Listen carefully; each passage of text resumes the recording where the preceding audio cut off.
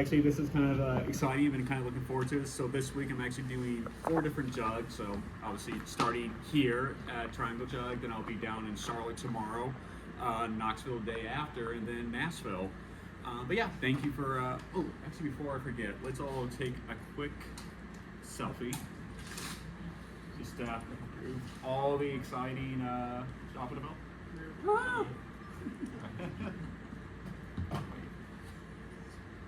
There we go. There's a lot of people here. Yeah, there is. I can't really get everyone in one picture, but that was great. Yeah, so my name is Billy Korando. We're going to be presenting to Java 23 and beyond.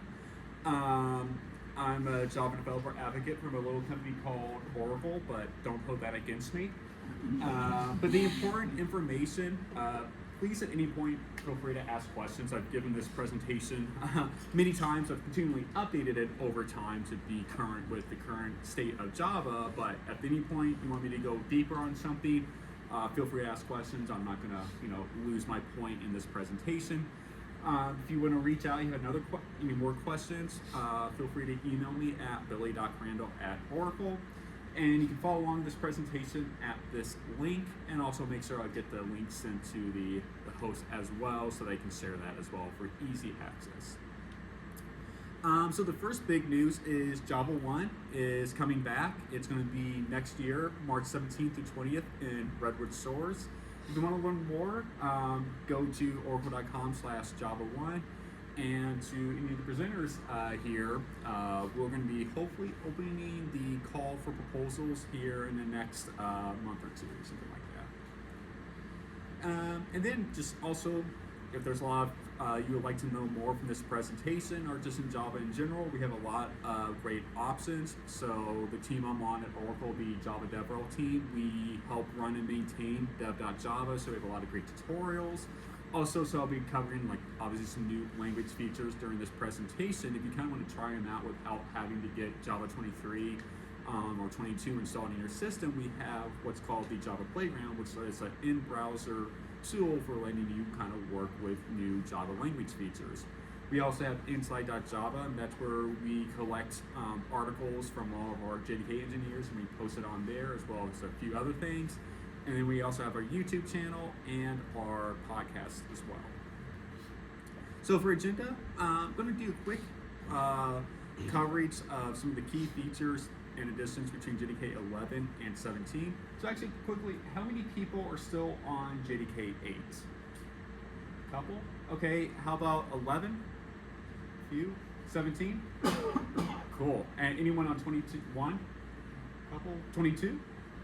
Anyone doing 23 EA in production? Oh wow, man, just not really, I thought Triangle, this is like Research Triangle, isn't it supposed to be like bleeding edge, right? So, no, that's great to see. I've actually been very happy to see that it really seems like people are moving to 17 and 21, because I think at this time last year, I feel like half the room would have been still on JDK 8. So I'm really glad to see that we're getting past it, and pretty soon I have to get rid of this 11 through 17, because, well, that's just going to be clearly old news. But still, I do like to cover this part because it helps establish some of the story and trends on what we're doing within the Java ecosystem, and that's going to be built upon in 21, 22, and beyond. So the first one I want to talk about is text blocks. These were added now all the way back in Java 15 with JEP 378. So when I say JEP, that stands for JDK Enhancement Proposal. So whenever there's a somewhat substantial change added to the JDK, it goes through the JDK enhancement process. And so you can go and see all of the JDKs or JEPs at openjdk.org/JEPs, and if you put 0 or just don't have anything there, it will take you to this landing page, which shows all the JEPs. These are the in-flight ones that have been accepted and going to be actually worked on. There's submitted ones, drafts, and so on. But so for example, I said 378. Well, if you were to add 378 to the end of this URL, that would take you to that JEP proposal. And so this can give you a lot of information about this new feature, its history, the motivation, and how to use it. So there is some feature that you would like to know more about that I cover.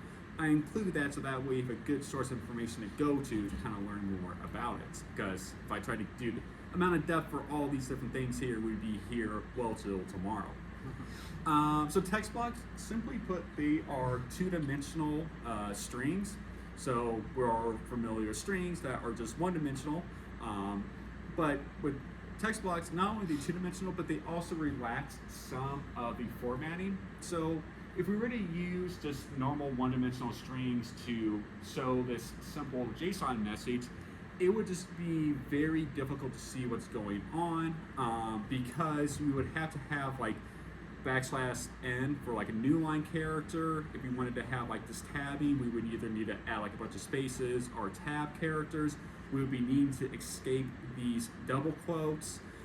There would be a lot of just noise in this code, just to render like this would here. And it's distracting, and it's also very easy for a bug to occur. It'd be very easy to forget to include a semicolon, or as you're like updating it or refactoring it, to leave a semicolon out or add a comma in. So it's not so much about just reducing the verbosity and making the code look cleaner, but it's also reducing the chances of introducing a bug into your code, because obviously, adding bugs in a code is a bad thing. Not that I've ever done that in my professional career. Next is switch updates. These were added in Java 17 with JEP 361.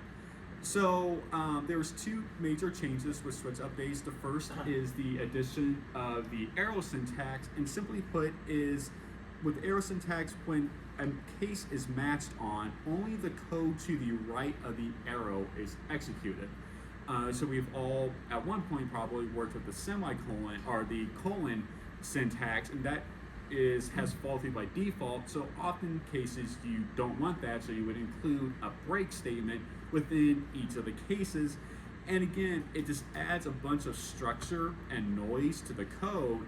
So if I was to write this before I had an example of the semicolon or the colon syntax, and it would take up this entire screen, and again, it would just be a bunch of noise. And again, there's been times when I forgot to include a break statement, and then I introduced a bug in production by accident.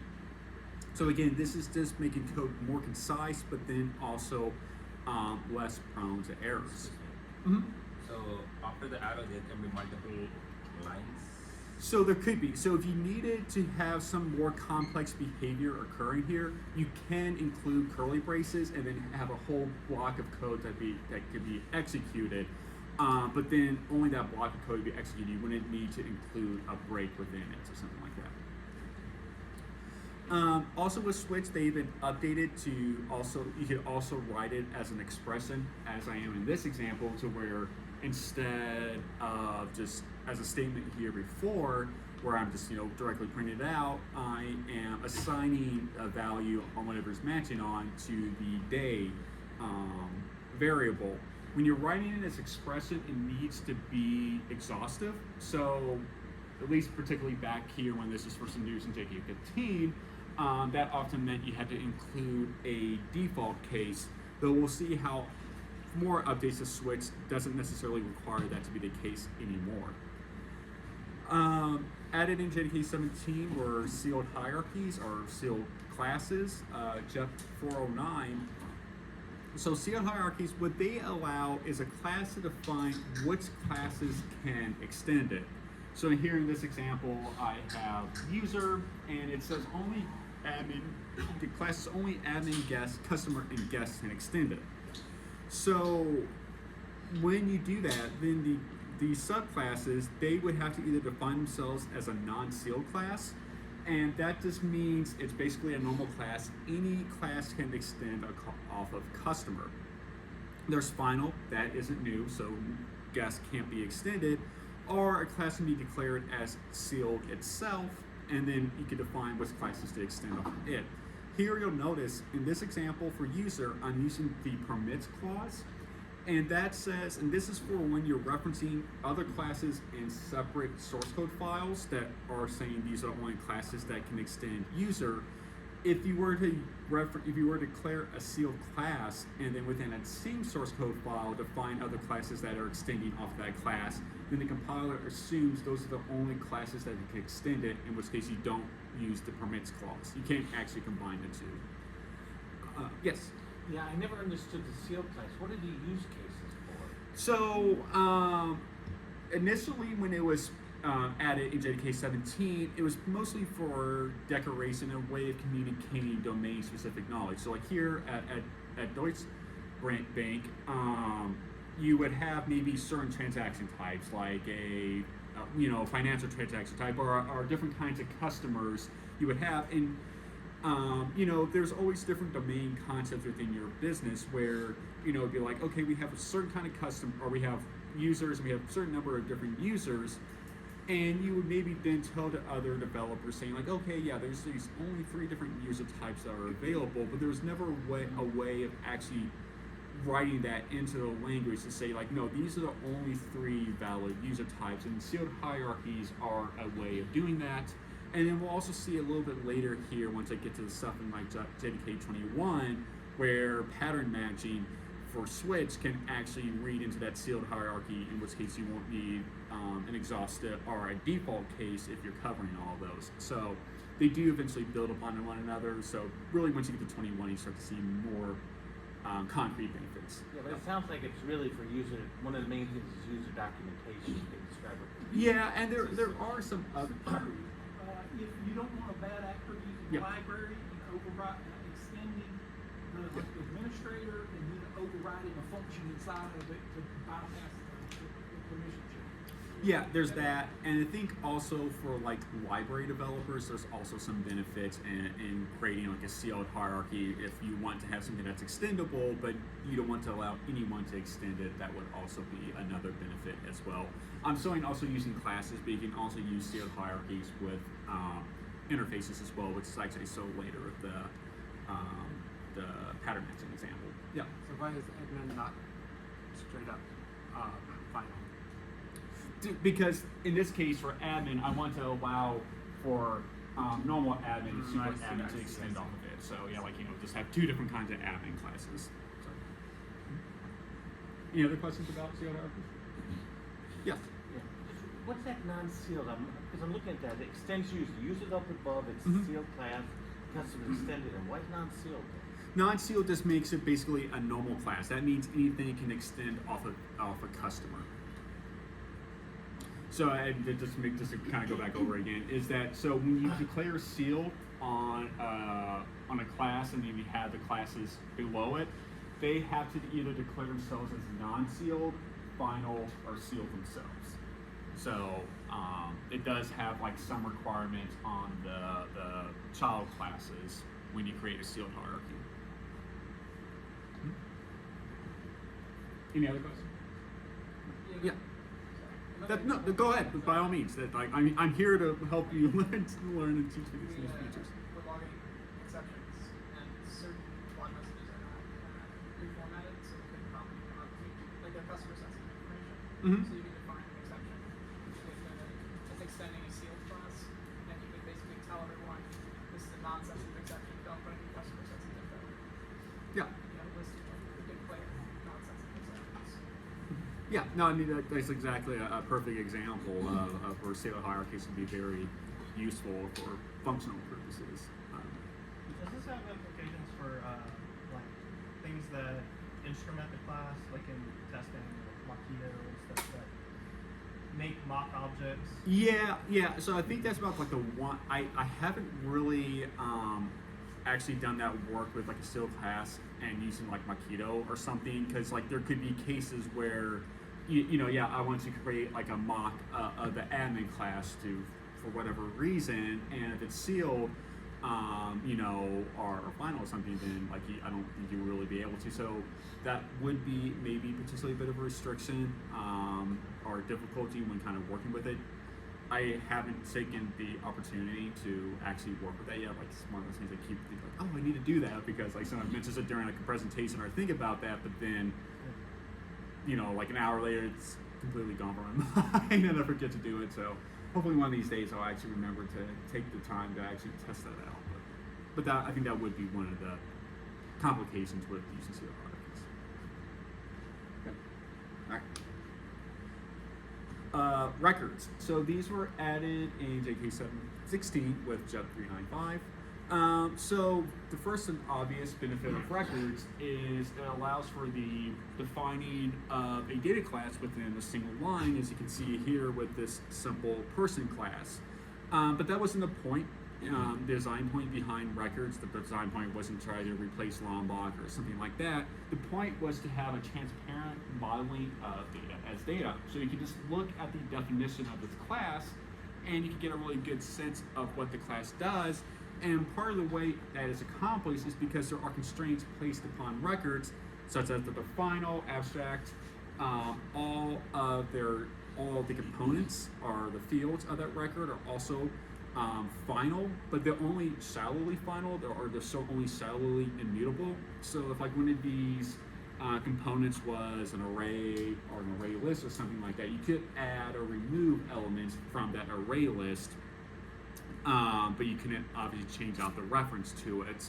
So also when then using records, particularly with something with a field that could be mutable, it's really important to do defensive copies as well as in return immutable copies of that mutable field to any other class that's returning from it, just so that way you don't potentially have anything changing under it, or you don't risk other people referencing that record saying like, oh wait, I updated like this list within it, but then it's not reflected back because it's not actually updating it or it can't be updated. So, but they're very useful. Yes. So one pain point I've seen with records is like when you're trying to serialize the JSON of serializers. Mm-hmm. I think in a lot of cases those are looking for like get first name, get last name. Yeah. Is there a way to like? So yeah, I think something like Jackson actually had really great support out of the box for records. So that could be an option just to use Jackson. But to I guess the question of like get you can just add those methods to it as well. So that was a discussion as records are being developed. It's like, oh wait, we should do get, and because it's immutable, so we wouldn't have a set. But the get and set, that's like Java beans, like a specification that's outside of the Java API, and we didn't want to actually bring that kind of idiom and practice directly within the JDK itself. So that's why the fields or the methods to reference the fields is just simply like the name of the components. So, yeah. And then there's pattern matching for instance of. So pattern matching has become a much more expansive story within Java, but it started with instance of. Instance of isn't, and this is part of the reason it started with it, isn't particularly commonly used, but if there's any point when you have used it, you would have that very frustrating pattern practice where you would have, okay, some variable, you're checking to see if it's an instance of that class, and then within the following if, having to cast that variable that you already know is that instance of that class and then setting it is just kind of frustrating. So now with pattern matching, you have your predicate here, the test of whatever you're doing, and then if this test is true, then it's going to set this pattern variable to that value, and then that pattern variable is set wherever it's what's called flow scoped, and that means it's in scope wherever the compiler definitely knows that it is true. And typically what you should do is kind of like I have in this example, in the subsequent block of the if statement, that variable would be available. You could technically do some really weird things with it, like you could do like a not around this and then throw an exception here and then at any point after that if block, then I would technically be in scope, but you would never want to do that in practice because that would be very confusing to any future developer looking at that, including yourself 6 months from now when you're like, what the hell is going on in here? So don't do that, just use it in a very normal manner of like a normal if statement, but technically that is actually possible. So I kind of talked about it with records and then a little bit here with pattern matching, also some of the changes to switch. So it's part of a broader story of what's called data-oriented programming. So a couple of years ago, Brian Getz, that's the chief language architect of Java, wrote an article on InfoQ, I think, or something, kind of covering his ideas behind incorporating data-oriented programming into Java. Just recently, kind of starting back at the end of May, one of my colleagues on the Java DevRel team at Oracle, Nikolai Parlog, put together what ended up being a 7-part series, kind of expanding a bit upon what Brian talked about, maybe making some updates based upon like his experience with it. So definitely check that out. But part of these changes is also because when Java was first initially developed and kind of as it became increasing popularity in the late 90s and through like the knots into the 2000s, it was often being used within very large monolithic applications. And so you would often be just, using mutable objects, or often working with everything within memory and stuff like that. So the fact that things are immutable didn't really matter too much, but kind of, in the 2010s, as things like microservices became more popular, and as the 2010s progressed, where you started having things like serverless and stuff like that, the size of applications started to become much smaller, to where you're much more often interfacing at the interfaces of the application, where you're either referencing a database or you're referencing other services, to where you're often having to do a lot of data translation. So because we're working with data in that kind of behavior, translating it between different interfaces, it became more important to be able to more easily work with data. So that's kind of the driving force behind some of these changes being introduced to Java. And anyways, I would definitely recommend checking it out. It's not like data-oriented programming is in opposition to object-oriented programming or functional programming. They can all kind of work together, but understanding some of the principles behind can be very beneficial. There's a bunch of API updates that I won't have time to get into. But you can definitely check them all out here. The JavaDoc team has been hard at work to improve the functionality of JavaDoc. So let's say you're already on JDK 17 and you're wanting to make the jump to JDK 21. You can actually go in here and actually see by using these checkboxes to see all of the new features that have been added, new API that have been added between JDK 17 and JDK 21. Similarly, I'm not on internet anymore, but there's also the deprecated page, which also has the similar behavior, where you can check to see any deprecated API between that time. And of course, also we have all of our release notes as well. Here's the landing page you can go to for that, to where you can also check to see if any of the updates, because not necessarily everything's going to be covered between the new and deprecated and removed. There's going to be occasional small behavior changes for security or for other reasons as well. Yeah. Is the URL there?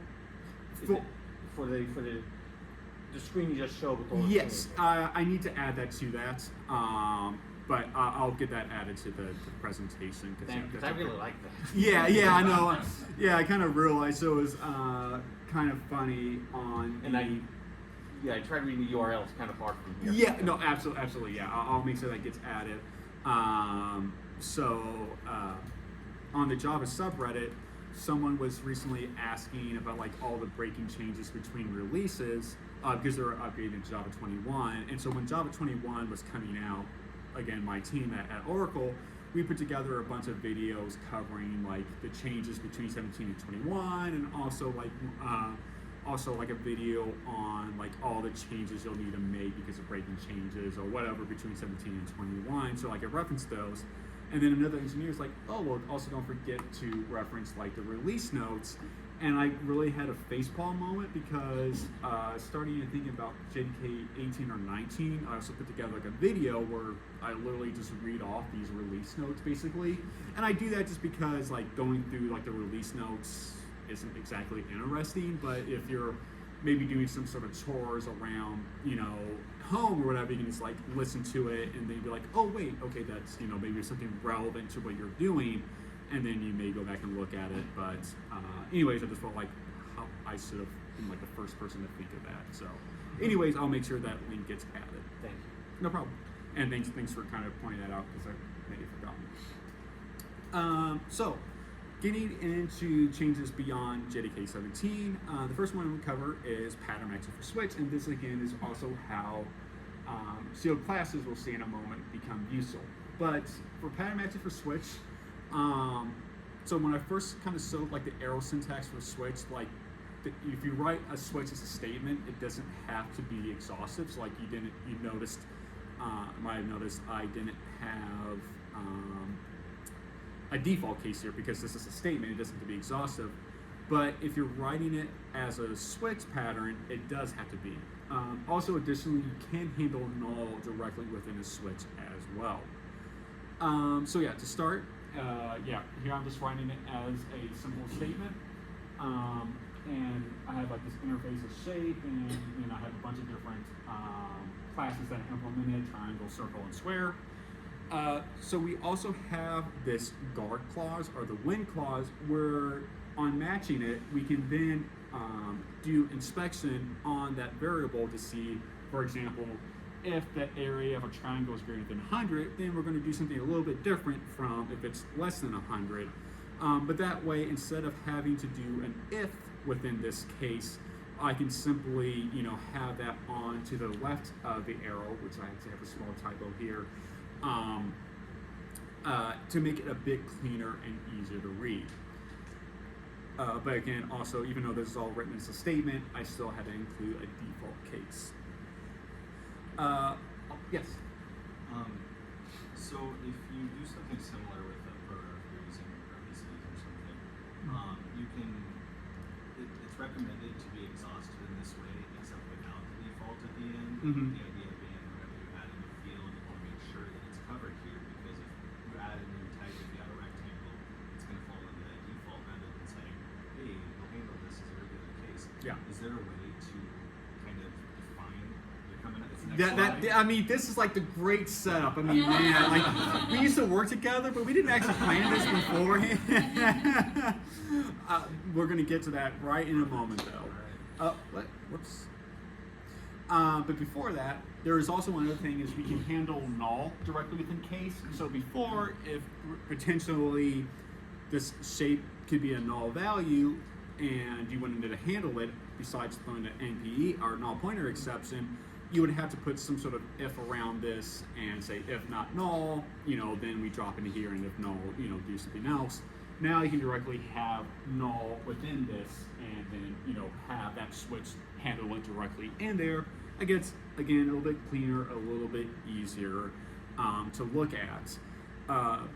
The null case isn't part of the exhaustiveness check, just because the compiler already knows how to handle that by throwing an NPE. So you don't have to always define null.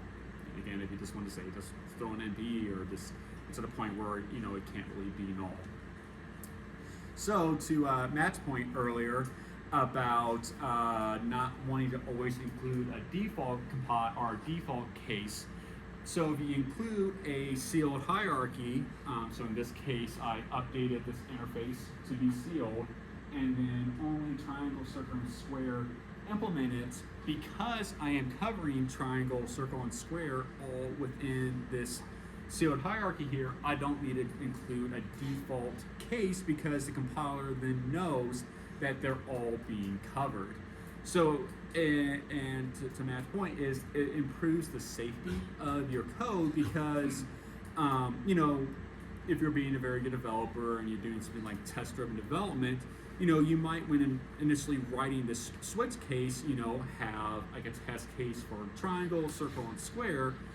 But if you were to add, pentagon or something like that, well, you wouldn't necessarily know to maybe like some other developer who doesn't follow test-driven development, or just forgot to write a test, or whatever it might have been, didn't think to include a check in here, and then now all of a sudden you have an error because it fell through if you were just like depending upon a default case. So yeah, this is a very good way of improving the safety, just because if we're going to, again, add like a new class to the sealed hierarchy, we couldn't even push this code to production because it would get a compile error and wouldn't even build. So again, that's part of the improving the safety of the code. Yes? Are there sealed hierarchies within the JDK itself? I'm sure there is. I don't. And I guess I'm asking for like if the permits clause changes, does that suddenly invalidate or cause compiler errors on everyone's code? So I think if there is any sealed hierarchies, it's only being done kind of within internal code, not necessarily as an API that would be externally accessible, probably. Or if it did, I mean, I guess if for some reason you were doing, if there is some publicly accessible sealed hierarchy and you're writing a switch like this, and then they updated it within the code to where there was a new implementation or something, I guess that would cause your code to break. But I mean, I don't think there's many cases of something like that happening, or where, you know, if you're doing that, then you're kind of just like putting yourself at risk. So to kind of go back to the post I was talking about earlier on our Java, so someone brought up, it's like, wait, I thought there's not supposed to be any breaking changes between different versions of Java, and we try to avoid breaking changes, but you know, they do happen. One area that we're increasingly restricting access to is like sun, mist, and safe, and a lot of sun, star, package hierarchies. And eventually Mark Reinhold, who's the chief architect of Java, chimed in on that thread, kind of saying is like, at this point, if you're using any of those API, you're putting yourself at risk. Like, you know, they could change at any moment. They're not going to really try to go through like a whole process with deprecating and removing and stuff like that. We just might change it. So to get to the point of like, if you're referencing some sort of sealed hierarchy within a JDK, you know, that's probably not necessarily publicly accessible stuff. So like, it might break if you're trying to do that. Record patterns for records, or patterns for records. So yeah, so basically record patterns are basically deconstructors of a record. So, you know, here we define the record, and when you define a record, it also comes with a canonical constructor, which is a constructor that, you know, has all the different fields for it. And simply put, like a record pattern is then just the inverse of that, of being able to easily reference all those fields within a record. But yeah, it's very useful for extracting data out of a record. And also you can combine record patterns with pattern matching for switch, as I'm doing here, where you know, I'm checking to see like, okay, if middle name isn't empty, then I will write that statement out as one way, and if it is empty, then I'll write it out as a different way. Yes. Why did you need to include the variable names in there, and it's not just case name? Is it because you could have a name with different fields? So like, why am I? Yeah, why do you have that section? So that is the pattern. So like before, when I saw like instance pattern matching for instance of like the I at the end, that's the pattern variable, and these are the pattern variables in this case, where if it's matching on name, then it's assigning it to these variables that can then be referenced within that switch. Yeah. So one thing that can be a bit frustrating though with working with this is like, let's say you have a record, a deeply nested record with a bunch of fields that are being referenced, and you don't necessarily need to reference all those fields. That could get a bit frustrating to work with. Like here in this example, I have like a record name, which, you know, kind of has like first name, middle name, last name, address, which, you know, has your typical address fields, and then billing, which takes in like the address record, credit card number, and some other fields. All the same is like, okay, so let's say I want to use pattern match or record patterns, but really what I only want to work with is the billing address. I would still have to define all these variable names, which is just, you know, it's a bunch of typing that you wouldn't need to do, but it also could be confusing for a developer down the road, like, why are these variables being referenced if I'm not using them? So instead, with unnamed patterns, is you can just replace those with a underscore. So, you know, again, simpler to type, but it also makes it very clear to a future developer, like, hey, we are only caring about billing address in this case. You don't need to care about these other variables. Now, just to be clear, within the JVM, like, these fields are still being set. So, like, if you're going through in the debugger, like, it would still, I I guess I haven't really worked within a debugger yet for this, but like it would still have some like randomly developed or assigned names, so there's no performance advantage to doing this. It's just a coding heuristic advantage.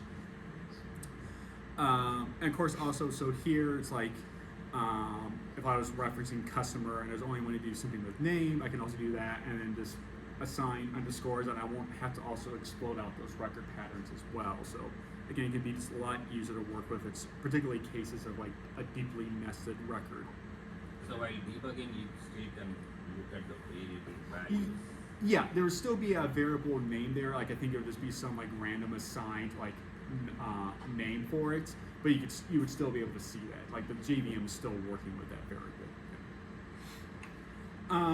It's also not just for record patterns. It can also be used for other variables. This is just a very arbitrary example from the JEP itself, where it's going through, it's using an enhanced for loop to go through a list of names, but it's never actually referencing the name variable. So again, you can just replace that with a underscore. Also with an exception, you can, like here in this example for a legal argument exception, where maybe you're just, it's an error you can just be returning to the user. In this case, for some reason, you have like age as a string variable, and you try to set that to the person. You know, setting cat to a person's age is obviously not valid. So really, maybe just going to log that and then throw a error message to the user, but you don't really care about that stack trace maybe in that case, in which case you can just replace that again with a underscore. For other API updates, sequence collections were added in JDK 21. These were just a bunch of nice quality of life improvements from when working with collections. So yeah, one of the most annoying things is if you ever wanted to reverse a collection and then go through it, that was very difficult and annoying to do. Now you can just simply call .reversed on that collection. Or if you wanted to add an element at the start of a collection instead of by default at the end of a collection, now you can just do add first, and then there's also get first, get last, remove first, remove last. Yes. What are the memory implications? I don't think there's really any memory implications when it comes to, or like, so if you're saying like you're going to add something at the start of it, like what could be the memory implications versus at the I'm end? saying like using a linked list versus a Well, I mean, both of these, like these are just helper methods added on top of it. Here, there's like an overall hierarchy. These are just, so like some of this stuff was like added, it was originally available in DQ and I think maybe navigable set, and these are just methods that were moved into a higher interface to be referenced by other classes. So if you're already using a linked list, this is now going to be available within JDK 21 without making any changes, or same with array list. And also, we also added it to our sequenced map, was added to map as well, which has, you know, some of the equivalent behavior that then is relevant to map. But yeah, so we see here the hierarchy, and I think it's particularly relevant because a lot of times, for example, if you're using a list, oftentimes the default is you use the array list or maybe sometimes a linked list, in which case you would get the benefit of the sequence collection. But a lot of times when Java developers are using a map, they're using the hash map, and in which case you're not going to get the benefit of a sequence map because it's a hash map, and obviously the order isn't defined within that case. So in which case, if you wanted to use that, you would need to use something called a linked hash map or a sorted map or something like that as well. So just something to keep in mind that, again, just because the behavior of many Java developers, including myself, was to always use hash map whenever I needed a map, in which case you want to get the sequence map benefits. So the biggest change added in JDK 21 was virtual threads. That was like the one thing many Java developers were looking really forward to. It's a central feature in Project Loom. But yeah, so virtual threads, as mentioned, the first delivery from Project Loom. They are a lightweight model for threads that kind of greatly increases the ability to write, maintain, and observe parallel and concurrent applications. But eventually the goal was then to combine them with structured concurrency and scope values to kind of really build out or improve upon Java's concurrency story. Finally make Java concurrency by a book that Brian Getz wrote like early 2000s, finally totally out of date. Like he wrote it just so people would stop asking him questions, which I don't think probably worked, but at least you could point to it instead. But to kind of explain the purpose and goal of threads is, so everything in Java, from your simple hello world program to your massive monolithic application to LLMs and now written in it for AI applications, all run on threads. And historically, threads in Java had basically a one-on-one relationship with the underlying operating system thread down to the CPU level as well. And they're a pretty heavy level construct. I keep forgetting to look it up. But like I think a thread in Java is several hundred kilobytes, maybe like a megabyte whenever you create a new thread. So they're pretty heavy as well. So because of that, because there's relatively limited number of threads available, you could quickly use up the available threads within the JVM. So you have, I mean, this is obviously very simplified. You can have far more than 3 threads, but you can quickly use up the number of threads, and eventually at that point, then any new thread would have to wait, or you would have like a huge slowdown in your application. And if those threads are doing a lot of work, like maybe you're doing some sort of batch processing, or maybe again something like AI, where it's doing a lot of work in memory in process, then that's fine, because then your CPU is fully utilized and all that stuff, so you couldn't do any more work anyways. But if you're like myself, who my background was I was a web developer, oftentimes threads would be spending a lot of time sleeping. So if you have a web application, a call comes in, like the first thing you're going to look up is like, okay, that information about that user. So you call into the database, and then that user probably wanted to do something, so you maybe calling to some other service to update some other field or something. And so while you call into the database and wait for a response, that thread is just sleeping, it's idle, and so a lot of time could be spent idling, to where your JVM, you could be fully utilizing all the available threads, but the actual CPU usage could still be very low, because all those threads could be spending most of the time idling as they're getting a response back from some other system. So the purpose of Project Loom and virtual threads is to split that concept of thread into the platform thread, which basically is the same concept as a thread from before, and a virtual thread which runs on top of a platform thread. And so a virtual thread, I think it's only about 4 kilobytes to actually create one. Now, of course, if you add like variables and stack and all that stuff to a virtual thread, that's going to take up memory like it did just with any other plain old thread, but just a virtual thread itself is an extremely lightweight concept that exists only in memory.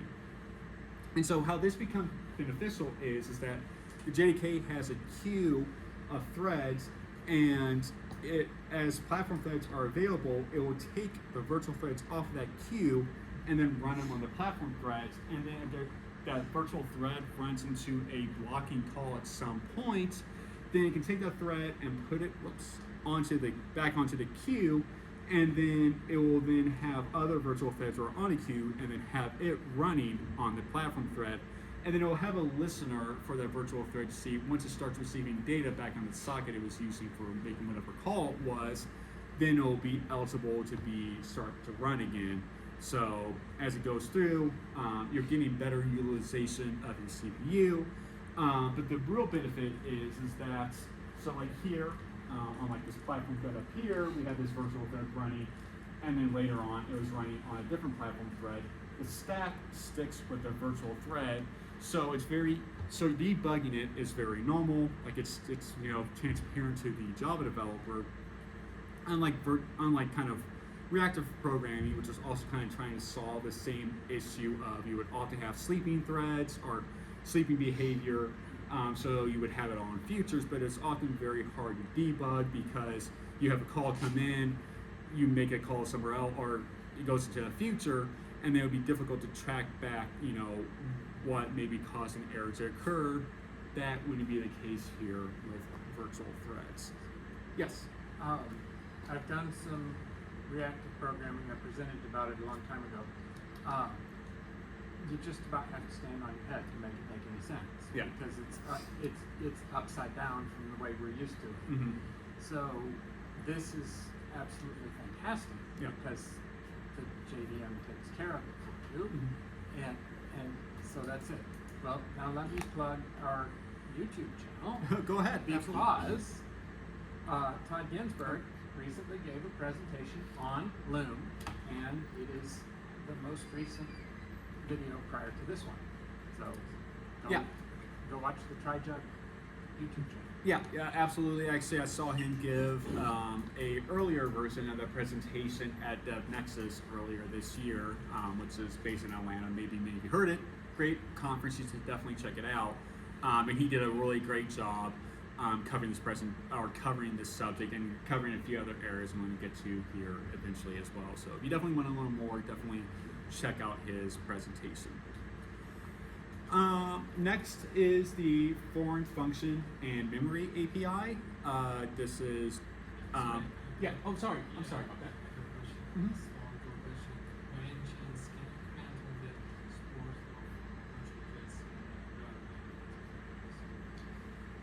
So yeah, actually, it should all still work within GraalVM.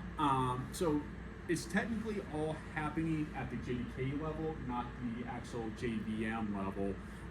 So like the JDK is actually like when you're creating a new thread, like it's just referencing different API to create that virtual thread versus it all controlling at the JVM level. So it should work within GraalVM, though I haven't personally checked it out. So, yeah. Yes.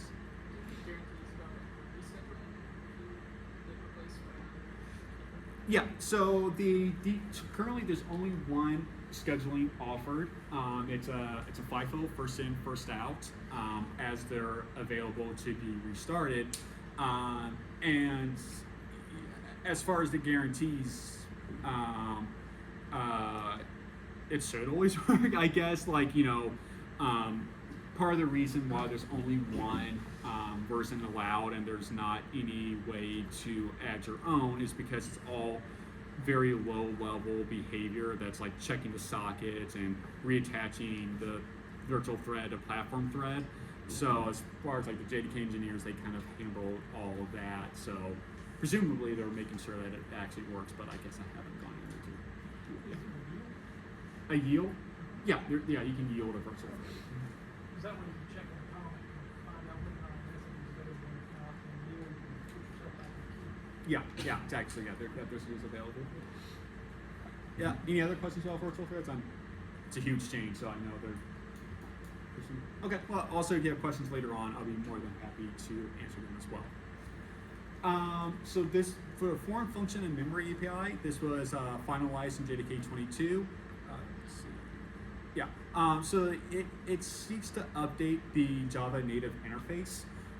So the Java native interface was obviously a way within the JDK and the JVM to reference native libraries for doing some sort of like, doing behavior that the JVM can't handle itself.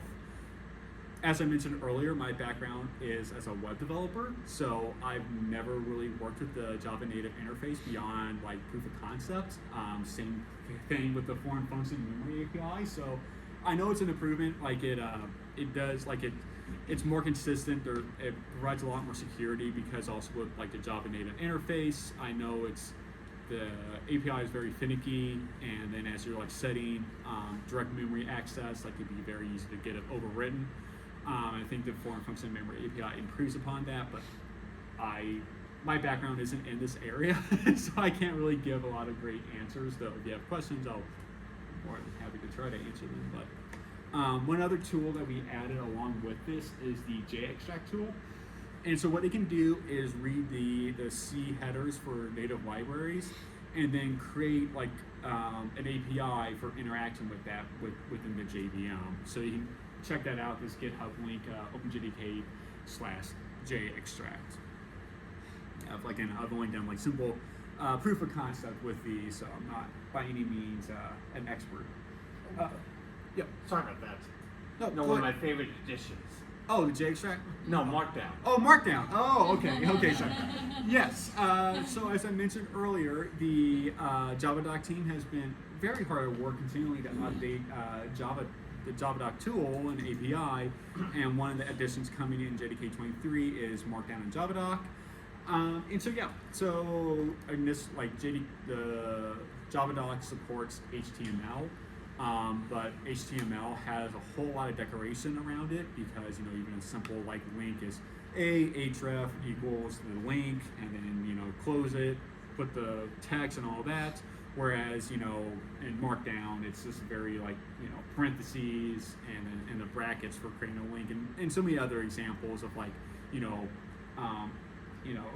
header tag can just be £, or double $, whatever. So yeah, that's why we added Markdown in JavaDoc. You can, I think, actually fully mix and match it, but to use Markdown, you just have to do a triple backslash, and then that will use Markdown. Can't remember the specific implementation we're using, Upmark or something like that, I think, for the Markdown syntax within JavaDoc. For runtime features and tools, so no one's heard of this. How many people have heard of CDS before? No. That's okay. That's usually it's only maybe one at most in there. So CDS actually has a long history within the JDK. It goes all the way back to JDK 5. But the story of it is it's a way of improving startup time, because every time a JDK starts out, or the JVM starts up, it's loading a bunch of classes and stuff from the file system. CDS creates a pre-processed memory mapped archive for loading that, which obviously loads quite a bit faster. Over time, it has been updated. Initially, it was only about the core JDK or classes within the JDK itself. Then in JDK 9 or 10, we updated it to where you can also include your own application classes. But what's really nice is, as of JDK 19, we added this auto create shared archive JVM variable, to where it will say, okay, if this foo.jsa exists, then it will load it. If it doesn't exist, then it'll create it on JVM exit. So that's really great for your CI process when you're building out your application. It can be the same as what you're running in production. You're not gonna, because before it was like a two-step process, so that meant that when you're creating it within your CI process, your Java start command would have to be a little bit different to account for that. Now it can be exactly the same, which reduces the opportunity for bugs.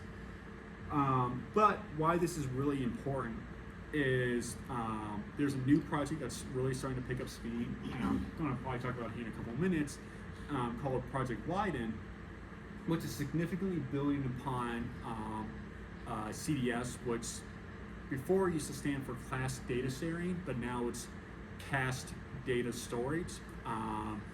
And anyways, it's about kind of taking some of the stuff from Graal JVM of having ahead of time compilation and ahead of time training runs, and then incorporating that into the start of the JVM to where it starts up faster and should actually have a more even performance as well. Because when you first start up a JVM, as you start to run your application, the JVM will optimize it, saying okay, here's this if statement.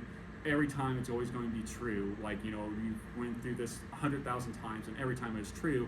So it would optimize that code so that way the code can execute faster. Now if you do a training run, it'd be okay, actually it will have pre-compiled code to load from at the very start, instead of having to run through it a bunch of times before it can optimize it. So that's Project Loom. That's just starting to get spun up. Actually, they just released EA builds here last month as well for it. Excuse me. So Yeah. I'm trying to draw parallels to one of the IDs like IntelliJ, for example. They have a shared memory. If you download an index shared memory, then the performance will be faster. Is it similar to that one where I don't know what's actually happening with an IntelliJ, but it's, I think, a similar concept where it's having a pre-process saying these are the common things we're using, and it's kind of just creating that archive for availability instead of having to build that out every time. So again, I'm not necessarily saying it's a similar implementation, but a similar concept. Simple web server. So oftentimes a project early Java developers would need to do is creating like a simple way of serving up an HTML file, or new developers for any language. Before, if it was someone learning Java, they would have to go out and like download some like outside library, or they would use Node or something like that, or Tomcat. Now we've added a simple HTTP web server directly into the JDK for serving up files. I'm actually running this presentation on the simple web server. In this case, it's just simple Markdown and a Reveal.js. But you know, it's useful. Don't use it in production. There's no security or anything. This is not meant to be used in production, but it could also be good for like prototyping, like you were mentioning, like Makito or something. You know, for like if you maybe wanted to set up like a dummy web server, you could use like simple web server. Just be like, call this point, and it's gonna like throw you back some JSON or something. That could be also a useful case for it. Yes. It's also good in another place. I heard a story. I was studying one of these Java things where they review all the Javas, and the guy was at a financial place, was giving a talk, and he needed a web server. What happened was he couldn't use his the browser to get to the outside world, so he used the simple web server and actually was able to get what he needed. Oh, really? So it's like circumventing like firewalls or something within his like. Yeah, I read this about a year or two ago, so it's a little foggy. That's funny. I'm not gonna say I'm gonna recommend that, especially at a financial institution. Well, no, he's only doing a demo. Oh, okay, that's all right. Yeah, you know, he's teaching class, something like that. Okay, that's funny. Plus they have the pages, but just have a Tomcat available and stuff. I got you. Yeah. So Yeah, and the corporate laptop wouldn't get to a site, and so he had to improvise. Okay, cool.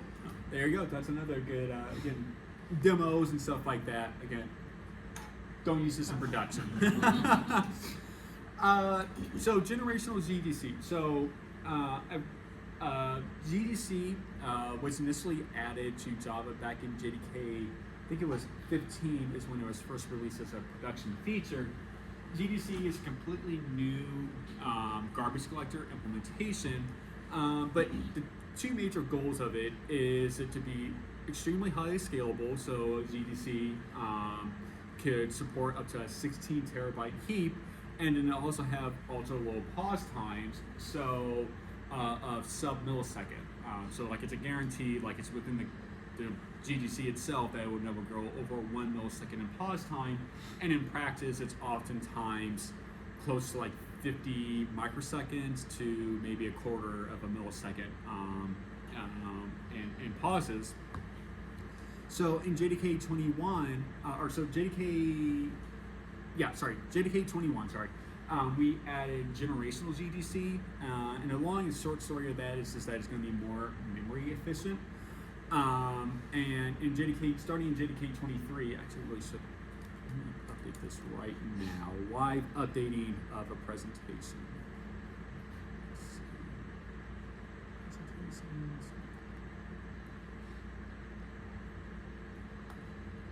One moment.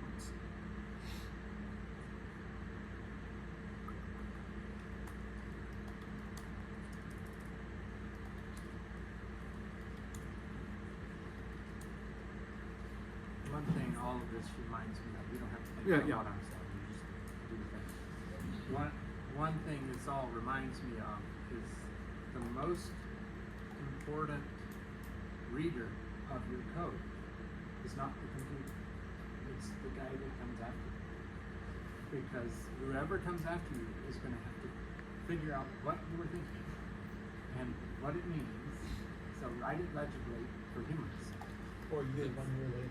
Yeah, exactly. Anything I wrote 6 months or longer ago is written by some idiot. Yeah, exactly. I got a quote that I read somewhere. Write your code as if the person maintaining it is a homicidal maniac who knows where you live. There's motivation. For some reason, I don't know why it's not refreshing, but so when generational ZGC was first added, it wasn't a default option. The older version of ZGC, which was single generational, was the default. In which case, if you're on JDK 21, as I saw many people are here and wanted to use generational ZGC, you would need to add a VM argument plus Z generational. But as of Java 23, the goal of the ZGC team is aggressively to move towards making generational ZGC the only option. So starting with JK 23, generational ZGC is going to be the default option, in which case you wouldn't need to include this plus Z generation. Yes? Is that the one that has the two even spaces and then a medium term and a long term? Generational ZDC, yeah, it does have like a young generation, like an Eden generation, or so actually, I think with the actual implementation, it's been a second since I looked at it. So like G1GC, which is the default garbage collector, it does have like an Eden space, a young space, and an old space. I don't quite remember if generational ZDC also has an Eden space. I believe it does, and then a young space, and then the old gen space as well. Again, just to be, this is getting very deep into garbage collectors, and most of the time it doesn't matter too much. So don't, if this is going over your head, don't worry. Like most of the time, you don't have to worry about this stuff. But it does follow a similar overall practice to like other garbage collectors like G1GC or Parallel, or have the a young and old generation. Yeah, our performance engineer had to we had on our app, we had to set it up so it had two even spaces and then one space. Yeah. It would, the temporary strings would ping pong back and forth between the even spaces. We would clear out the copy memories and back and forth. Yeah. And then if they were persistent and then they got moved out of that to the next generation, Mhm. and if they stayed around much longer, they got moved. Yeah. So I mean, ideally, one of the goals with GDC in general, by the engineers on the GDC team, is that to be made as requiring as little tuning as possible, because like particularly like G1GC, like you could just tune that thing. Like it has so many options you can do if you really wanted to get into it. And the goal by the GDC team is to avoid that. So like ideally, you should only be needing to set like your initial heap space and your max heap space. Ideally you shouldn't really, they don't want you to be doing anything beyond that. Of course, there's other options you can if you wanted to do that, but again, the goal should be just like initial and max heap space. Yes? So what if I need my app to just appear to crash every so often random?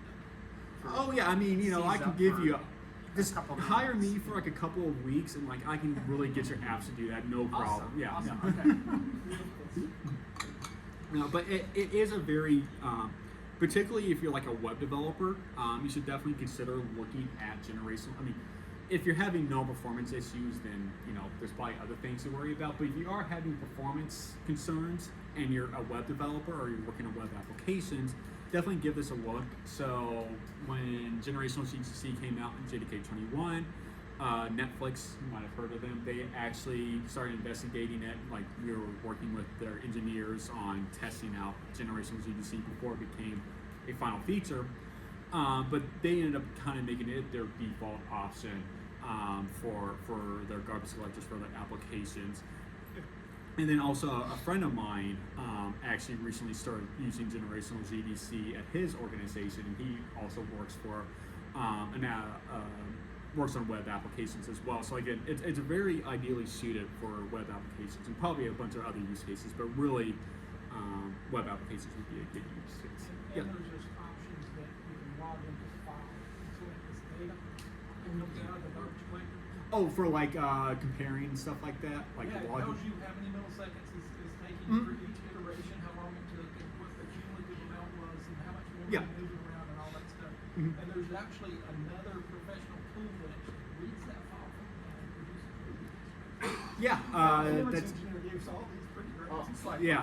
it's Are like, you thinking about JConsole? yeah, it could have been. Or JDK Missile Control or something like that. So that's actually another presentation I do. It's on JFR and JDK Missile Control as well. Is- Yeah. Sorry, is JDK Mission Control free or not? Yes. Okay, it is free. Yeah, as of JDK 11, we open sourced it and it's free to use. And so you're probably also like thinking also of JFR, which is like the tool that's built in for performance and observation, and that was also open source in JDK 11.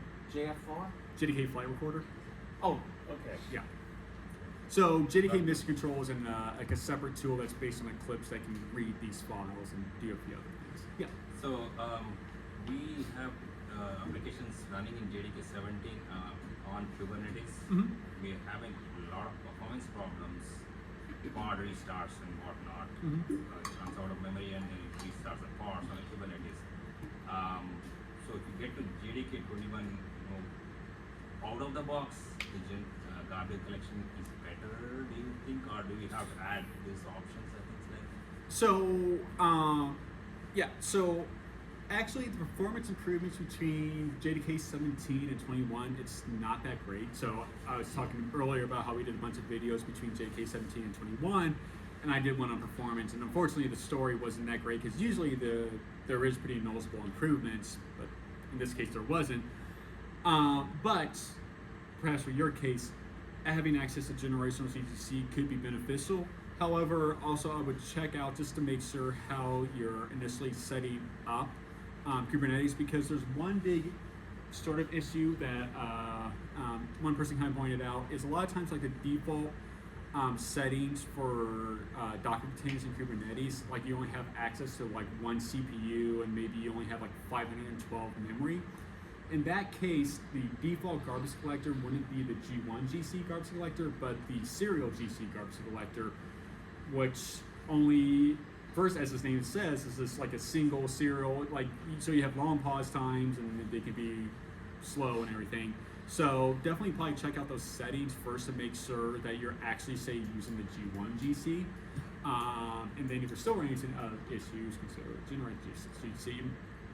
Again, my billy.korando@orbit.com. Just like feel free to shoot me an email. I'll be happy to answer questions or connect you people who can. Yes.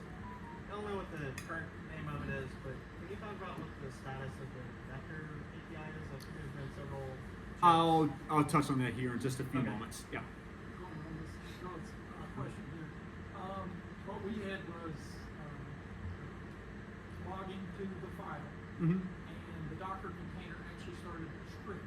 Mhm. The script ran the Java, and then after it did sleep for a certain amount of time, like 5 minutes. Mhm. And that way, when our application crashed, we could then exec into Kubernetes exec to go in and grab that file out before the container disappeared. Okay. And lose the file. So probably actually in that case, you probably want to set up a, what's it called, a volume, where you actually write that to instead of Yeah. within the container itself. So that way you wouldn't risk losing it at all if you didn't get to it in time. So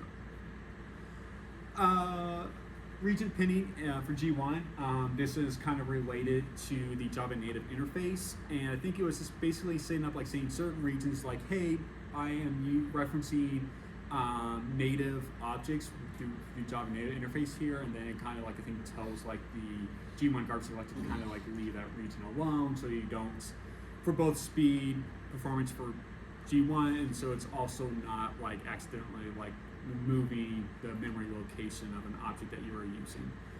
Again, my background's a web developer, so I'm like, oh, that's cool for people who've done native interface stuff, but I'm just not experienced with that. There's also, so back in JDK 11, we added a feature to the Java launcher to where instead of, if you just had a single file source code application, instead of having to do Java C and then Java on the compiled bytecode, you can just run the Java command on that source code file itself and it'll compile and then run it. It's great for, again, newer developers just learning how to code in Java, but it's also great for writing like scripting.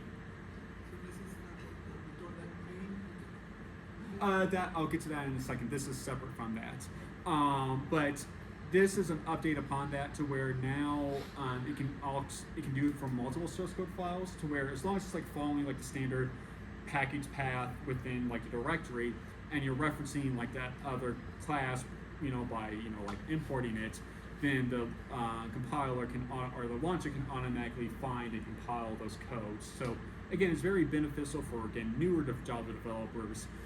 But then also, again, if you want to do some like simple script utilities or something like that, Java's becoming a very interesting language for that. And we're actually going to see here in a few moments with the main as well here, just mentioning how that's also going to be making it very nice and beneficial. Deprecation and removal, the only thing to talk about here, sorry if you're on 32-bit Windows, you're gonna not be able to get a new JDK here pretty soon. All right, so now we're gonna get into the beyond portion. So structured concurrency, this is, I mean, really, probably should just check out Todd's presentation from last month here. But basically, this is gonna, now that virtual threads have made running code concurrently in Java a lot cheaper, now that's opening up new opportunities for taking like a task, a unit of work that maybe could be executed in parallel, but because it's kind of difficult and it'd be very heavy to write, is maybe avoided.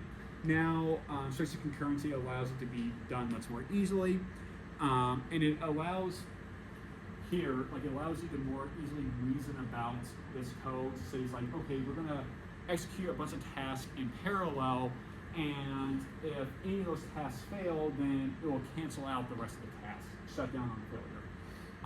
Or there's other ones where it's like shut down on success. So like maybe you're running 5 tasks in parallel, and like the first task that's successful, then just shut down the rest. We're going to take the response from that. So like an example of that, or a common example I like to use is kind of like, let's say you have like a travel service like Expedia, and like, so like I'm from Kansas City, and I flew here, and it's like, okay, I want to see flights from Kansas City to Raleigh, you know, and there's going to be a bunch of airlines. So instead of just saying like calling one American, then United, then Delta, and all in order, execute those all at the same time. Now maybe, you know, you want to make sure you get responses back from all of them. So if any of them fail, then you cancel it, and maybe go back and have some sort of restart behavior.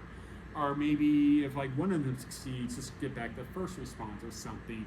But there's a bunch of different options, or I think it's wait until all successful as well as an option to say it's like you have like 5 parallel calls and make sure they all succeed before you continue on. Basically, structured concurrency just allows you to more easily reason about concurrent tasks, which currently isn't too easy to do in Java. Scope values. Again, so to kind of go back to the example of, so I'm flying from Kansas City to Raleigh, you know, instead of having like a thread local value and then, you know, all those calls saying like, okay, this Billy is flying from Kansas City to Raleigh, you can instead use a scope value to store that value within that scope, and then allow access to all those concurrent tasks to the same value instead of taking up the memory of copying that value to thread locals for each of those threads. So vectors, who was talking about? Vector API.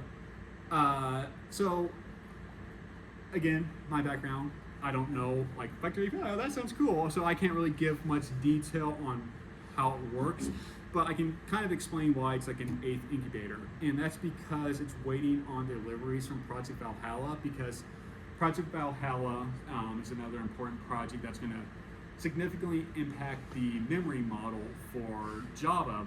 But until it starts delivering, there's no point in further maturing the vector API, because it's going to so fundamentally impact how the vector API is going to be implemented that, you know, further maturing just doesn't make sense. So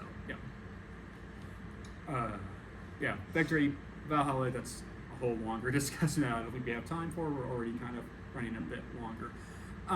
So class file API, that's again another very interesting thing that you're never going to really interact with, but it should make upgrading between JDK versions easier in the future. If you want to know more, just definitely check out this this video from my colleague Nikolai. Stream gatherers. So in streams, you would have the collect at the end. Is that right? Or you have collect at the end. Basically, it's like a terminal operation where you can kind of do whatever you want to all the elements within that stream. But of course, this terminal gatherers are the same thing, but it's intermediate. So you can just have whatever you want coming in, whatever you want coming out of it. But now you know it's intermediate instead of a terminal operation. Flexible constructor bodies. Now this is simply allowing you to add operations before calling super within a constructor, which is very nice. But here in this simple example of using like a positive big integer that extends off a big integer, before like you would have like you had to call super, but then after that you would check to see, okay, is the value below 0, in which case you would throw an exception because it's not positive. The long and short is you can simply now have like an if before that to check if it's, you know, a proper value instead of having to do that weird behavior before. Here's a couple other examples of like creating like a static method to do that, but basically it just resolves a weirdness behavior around that. We're also going to add primitive types to patterns. So yeah, it's just resolving a weirdness to where before you couldn't have a primitive type here. Before it had to be like integer, like the integer class instead of just int. And again, fundamentally, it's just resolving a weirdness that just made it harder to work with before for pattern matching. And then now to the main method you were mentioning earlier. So yeah, whenever we first programmed in Java, we all started with hello world.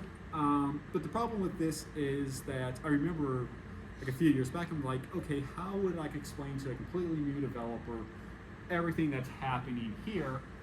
And it would take a long time because you have, access control with public.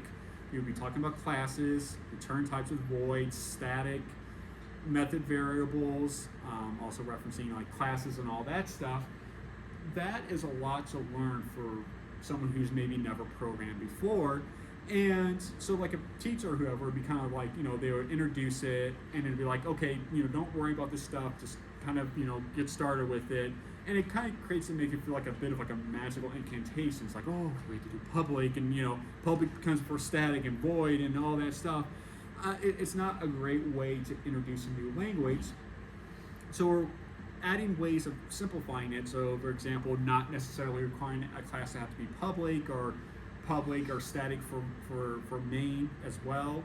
And eventually actually you can just have it to where it could just be main by itself as its own implicit class just to start out with. But then it's also about being able to easily introduce. It's like you have like main just by itself and maybe even reference like another method. But then you can also just start to add like public access into it, or access types, variables, classes, and all. So you can kind of steadily build in and learn these different concepts as you're starting with it. And if you don't care about that, this is also very beneficial if you don't want to do Bash or Python or Perl for scripting. Now Java can be a much more easy choice when you do scripting as well. And we're also going to be adding default imports for like static for the Java lang package, so like system and all that stuff. And we're also adding a new method, our new static class, like read line, because reading in console, which looks like require like an input stream, buffer, wrapping in a whole bunch of stuff. Now you can simply just do read line and get all that behavior with that. Yeah. So this one, without doing any import, right? So basically everything from the base. Yeah. Yep. Yes, that's correct. But you kind of want to read more about the overall arching idea behind that. Again, Brian Getz, about I think it's like 2 or 3 years ago now, which it's hard to believe it's been that long, but he kind of wrote out which it's called paving the on-ramp. And you can read, it's maybe a couple of thousand words on kind of like his overall arching thought process behind simplifying main. But that's it. We're at the end of the presentation, but if you have any more questions, I'll be more than happy to answer them. All right, thank you. And I'll make sure to get that link added to the presentation as well, and get that sent to you as well. Any other questions then, or? Okay, and again, feel free to email me, or I'll be also here.